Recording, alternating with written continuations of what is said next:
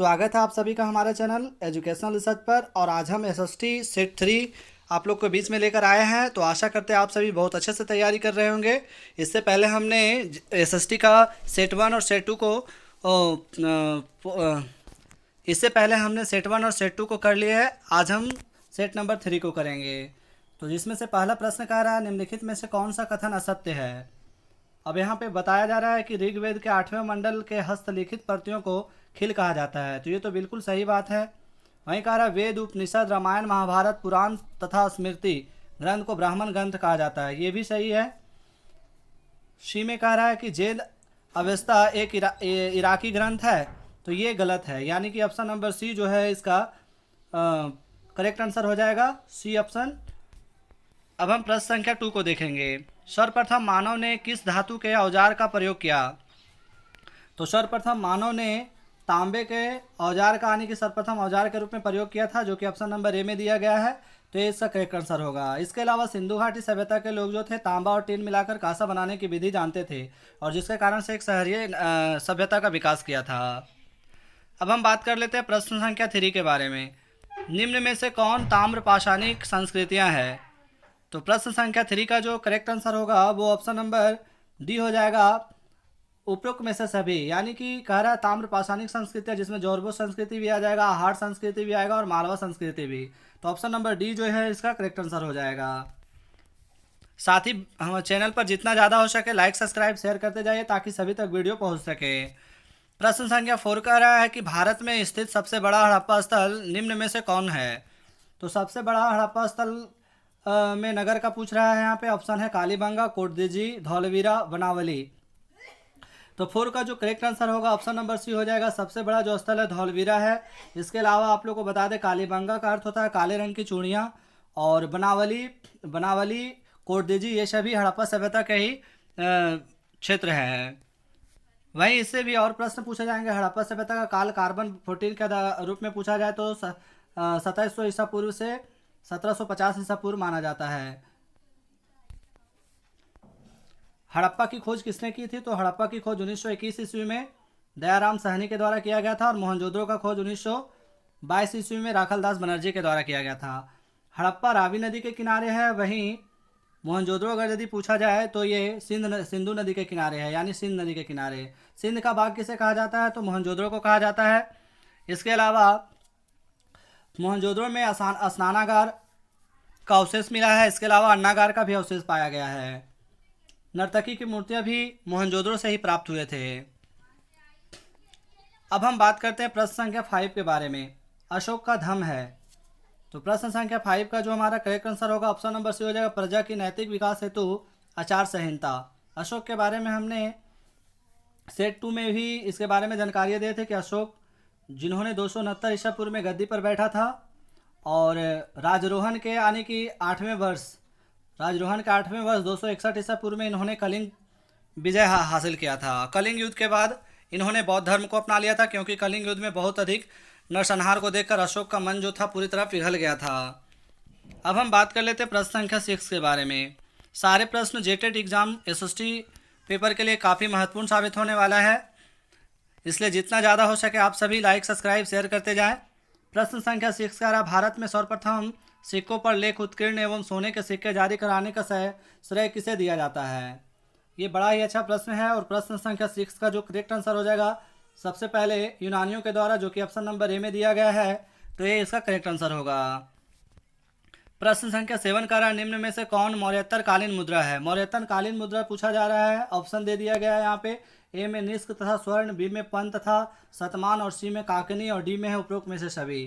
तो इसका जो करेक्ट आंसर हो जाएगा ऑप्शन नंबर डी हो जाएगा, यानी कि निष्क, स्वर्ण, पन तथा शतमान और काकनी तीनों हो जाएगा। तो ऑप्शन नंबर डी इसका करेक्ट आंसर होगा। प्रश्न संख्या 8 कह रहा है, कालिदास रचित प्रसिद्ध ग्रंथ अभिज्ञान शकुंतलम किस काल में लिखी गई है। तो इसका जो करेक्ट आंसर होगा 8 का जो करेक्ट आंसर होगा वो ऑप्शन नंबर बी हो जाएगा, गुप्त काल में लिखा गया था। मेघदूतम भी इसी के द्वारा लिखा गया था, और इसके अलावा भी और बहुत सारे जो पुस्तक है वो कालिदास के द्वारा लिखा गया है। तो आप लोग सभी उसके बारे में जितना भी पुस्तक इन्होंने लिखा है सभी के बारे में पढ़ के जाइएगा। साथ ही कनिष्क के बारे में, तो कनिष्क ने एक सावन चलाया था, आप लोग को जानकारी भी होना चाहिए। और 78 ईसा पूर्व में इन्होंने चलाया था। 78 ईसा पूर्व में, आप लोग इसको भी जानकारी रखिएगा। और इन्होंने शुद्ध किस्म के सोना का सिक्का भी चलाया था। वहीं प्रश्न संख्या 9 का प्रसिद्ध ग्रंथ हर्षचरित के रचनाकार है। यानी हर्षचरित किसके द्वारा लिखा गया है? तो हर्षचरित का लेखक कौन हो जाएगा? तो ये हो जाएगा बाणभट्ट के द्वारा, यानी ऑप्शन नंबर सी इसका करेक्ट आंसर हो जाएगा। प्रयाग प्रशस्ति के बारे में हरिसेन, प्रयाग प्रशस्ति के लेखक कौन है? तो हरिसेन है। और ये समुद्रगुप्त के बारे में जानकारी मिलता है। प्रश्न संख्या 10 का रहा विजयनगर साम्राज्य का संस्थापक कौन था? तो विजयनगर साम्राज्य का संस्थापक हरिहर बुक्का थे। इन्होंने 1336 ईस्वी में विजयनगर साम्राज्य की स्थापना की थी। विजयनगर साम्राज्य की राजधानी पूछा जाए तो हम्पी इसका राजधानी हो जाएगा। वहीं विजयनगर साम्राज्य में कितने राजवंशों ने शासन किया था? तो 4 वंशों ने। पहला जो था संगम वंश, दूसरा सुल्लू वंश, तीसरा तुल्लु वंश और चौथा था अरविंदो वंश। विजयनगर साम्राज्य के सबसे शक्तिशाली शासक पूछा जाए तो कृष्णदेवराय थे। कौन थे? कृष्णदेवराय, जिन्होंने हजारा का राम मंदिर और विठल स्वामी का मंदिर भी बनाया था। प्रश्न संख्या 11 का विजयनगर साम्राज्य में किस प्रकार के शासकीय व्यवस्था की परंपरा थी? तो 11 का करेक्ट आंसर हो जाएगा संयुक्त शासकीय व्यवस्था थी। ऑप्शन नंबर 20 का करेक्ट आंसर हो जाएगा। विजयनगर को जल कहाँ से प्राप्त होता था? तो तुंगभद्रा नदी से प्राप्त होता था। आप लोग इसको भी नोट कर लीजिएगा। इसके अलावा कृष्णदेवराय ने अपनी माँ के नाम पर एक नगर बसाया था जिसका नाम था नगलीपुरम। विजयनगर साम्राज्य से एक और प्रश्न अगर यदि आप लोग से पूछा जाए कि विजयनगर साम्राज्य का किससे संघर्ष चलता था? तो बहमनी साम्राज्य से चलता था। बहमनी साम्राज्य से इसका संघर्ष चलता था। बहमनी साम्राज्य की स्थापना कब हुई थी? तो 1347 में हुई थी। और बहमनी साम्राज्य के युद्ध जो 1565 में इसके साथ में युद्ध होता है, जिसको राक्षसी तगड़ी युद्ध या तालीकोट का युद्ध कहा जाता है। और इस युद्ध के बाद विजयनगर साम्राज्य पूरी तरह से छत विछत हो गया था। अब है प्रश्न संख्या 12 क्या कह रहा है कि विजयनगर साम्राज्य की आय का प्रमुख स्रोत कौन सा कर था? तो 12 का जो करेक्ट आंसर हो जाएगा ऑप्शन नंबर बी हो जाएगा। शिष्ट इसका आय का सबसे प्रमुख कर था, जो कि ऑप्शन नंबर बी में दिया गया है। तो 20 का करेक्ट आंसर हो जाएगा। प्रश्न संख्या 13 कह रहा है विजयनगर साम्राज्य में मनुष्यों को खरीदे बेचे जाने की प्रथा को कहा जाता था। तो विजयनगर में मनुष्यों को खरीदे और बेचे जाने की प्रथा को कहा जाता था क्या? वेशवांग कहा जाता था। वेशवांग, जो कि ऑप्शन नंबर ए में दिया गया है। तो ये इसका करेक्ट आंसर होगा। प्रश्न संख्या 14 क्या कह रहा है कि किस शासक ने भूमि मापने हेतु सिकंदरी गज आरंभ किया था? तो सिकंदरी गज आरंभ करने वाले उस शासक का नाम पूछा जा रहा है। तो वह शासक कौन है? तो शेर शाह सूरी, जिसने ग्रांड ट्रंक रोड भी बनवाया था और जिन्होंने 1539 ईस्वी में हुमायूं को पराजित किया था। इसके अलावा बाबर तो 1526 ईस्वी में इब्राहिम लोदी को पराजित करके मुगल साम्राज्य की स्थापना की थी। अकबर जो थे हुमायूं का पुत्र था, जिनका जन्म 1542 ईस्वी में अमरकोट में हुआ था। आप लोग नोट कर लीजिएगा। और ये गद्दी पर कब बैठा? 1556 ईस्वी में जब बैठा था, उस समय पानीपत का दूसरा विश्व युद्ध हुआ था और जिसमें उन्होंने हेमू को पराजित किया था। अब हम बात कर लेते हैं प्रश्न संख्या 15 के बारे में। निम्न में से किसे आप शेरशाह की कृति मानते हैं? तो अभी हमने ऊपर ही बता दिए थे, ग्रांड ट्रंक रोड का निर्माण, किला एक कुहाना का निर्माण, पाटलिपुत्र को पटना के नाम से पुनर्स्थापना, उपरोक्त में से सभी। तो 15 का करेक्ट आंसर हो जाएगा ऑप्शन नंबर डी हो जाएगा। उपरोक्त में से सभी शेरशाह की कृति है। प्रश्न संख्या 16 का रहा पानीपत के द्वितीय युद्ध में अफगान सेना का नेतृत्व किसने किया था? तो अफगान सेना का नेतृत्व करने वाला उस व्यक्ति का नाम क्या था?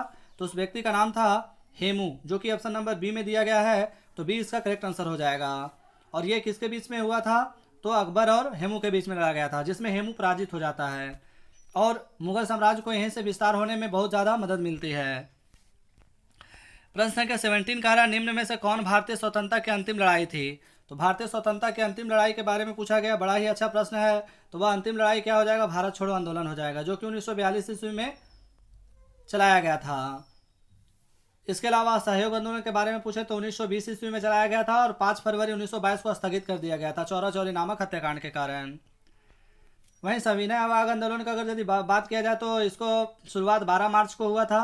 12 मार्च को गांधी जी अपने 78 सहपाठियों के साथ दांडी यात्रा के लिए प्रस्थान किए और दांडी पहुंचकर समुद्र के पानी को उबालकर नमक कानून का उल्लंघन किया। कब? 6 अप्रैल 1930 को। आप लोग इसको भी नोट कर लीजिएगा डेट के साथ।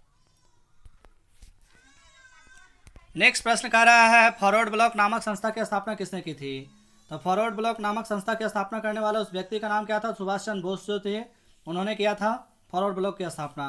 क्वेश्चन में पूछा जाए कब किया तो 1939 ईस्वी में किया था फॉरवर्ड ब्लॉक की स्थापना। आप लोग इसको नोट कर लीजिएगा। प्रश्न संख्या 19 कह रहा है CR फार्मूला का संबंध था। तो CR फार्मूला का संबंध किससे था? कांग्रेस तथा मुस्लिम लीग के बीच समझौता करना, यानी ऑप्शन नंबर 20 का करेक्ट आंसर हो जाएगा। कांग्रेस की स्थापना कब हुई? 1885 ईस्वी में हुई थी। इसके संस्थापक कौन थे? एओ हुम थे, एलन ऑक्टोबियन इसका नाम भी है पूरा। और साथ ही बता देना चाहते हैं इसका जो प्रथम अध्यक्ष WC बनर्जी थे। और दादा भाई नौरोजी कब बने थे? तो 1886 ईस्वी में वो बने थे और 3 बार बने थे। तो आप लोग इसको भी नोट करते जाइएगा, 89 और 97 में। फिर आखिरी प्रश्न है आज का मॉडल सेट 3 का। भारत की स्वतंत्रता के समय ब्रिटेन के प्रधानमंत्री कौन थे? ये भी प्रश्न बड़ा ही अच्छा प्रश्न है। तो ब्रिटेन के प्रधानमंत्री का नाम क्या था? तो क्लेमेंट एटली थे, जो कि ऑप्शन नंबर सी में दिया गया है। वहीं अगर यदि पूछा जाए भारत का अंतिम वायसराय कौन थे? तो लॉर्ड माउंटबेटन थे। महारानी एलिजाबेथ के बारे में अगर यदि आप लोग से पूछा जाए महारानी एलिजाबेथ के बारे में, तो इन्होंने 1600 ईस्वी में ईस्ट इंडिया कंपनी की स्थापना की नींव रखी थी। तो इस तरह से हमने आज मॉडल सेट 3 को भी कंप्लीट किए हैं। आप लोग अच्छे से इसका तैयारी करिए और जितना ज़्यादा हो सके वीडियो को लाइक सब्सक्राइब शेयर करते जाए। नेक्स्ट हम मॉडल सेट 4 आप लोग को बहुत जल्दी प्रोवाइड करेंगे। तो आज के लिए बस इतना ही। जय हिंद, जय भारत।